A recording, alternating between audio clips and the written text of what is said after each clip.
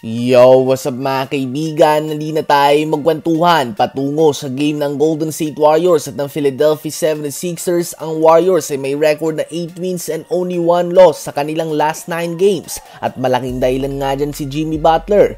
Kaya naman sa game na ito ay may pagkakataon ng Warriors sa umakyat sa 6th seed ng West at kalaban pa nga nila ang isa sa mga pinakamahinang team sa East ngayon, ang Philadelphia 76ers na walang Joel Embiid.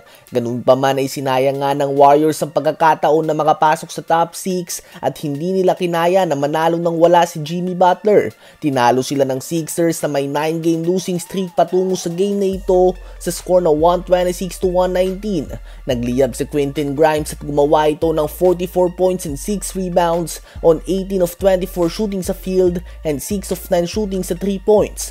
20 points din si Kelly Oubre Jr., 18 points, 6 rebounds and 5 assists si Jershwan Yabusele, 17.7 rebounds si Paul George at 10 points, 14 rebounds si Andre Drummond. Sa Warriors naman ay 29 points, 5 rebounds and 13 assists si Stephen Curry, 16 points, 9 rebounds si Quinton Post, 15.7 rebounds si GP2, 14 points si Guy Santos at 13 points, 8 rebounds and 8 assists si Draymond Green. Malaking missed opportunity nga para sa Warriors ang game na ito. Tinalo na nga ng Lakers sa mga kadikit nila sa standings at tanging ipinalo na lamang ang mga games nila ang kailangan nilang gawin upang umangat sa top 6. Ganun pa man dahil nagpahinga si Jimmy Butler ay bigo nga sila na manalo at tinusta sila ni Quentin Grimes. Well, kapag natalo nga ulit ng Lakers ng Clippers bukas at nanalo ang Warriors sa kanilang next game ay muli silang tatabla para sa 6th seed.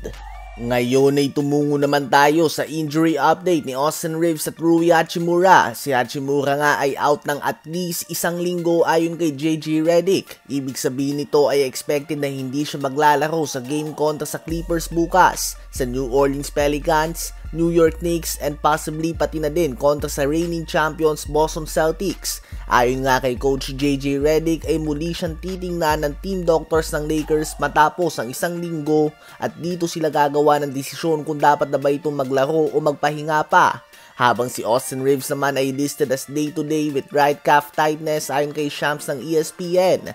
Ibig sabihin naman nito ay pwede nga siyang makalaro bukas subalit papakiramdaman pa ito sa warm-ups at kung paano ba magre-respond ang kanyang calf sa on-court activities. Subalit kailangan pa rin nga ng pag-iingat dito at ng tamang pahinga dahil kapag lumala ito ay hindi nga biro ang injury ng calf mga kaibigan. Perfect example na lamang nito ay si Luka Doncic na naging out since Christmas Day at halos kakabalik lamang dahil sa calf injury din. Nakita din nga natin si Giannis Antetokounmpo na hindi nakalaro sa dulo ng regular season at playoffs dahil dito. So questionable nga ang status ni Austin Reaves bukas at sa mga susunod na games ng Lakers. Ano ba masasabi nyo tungkol dito?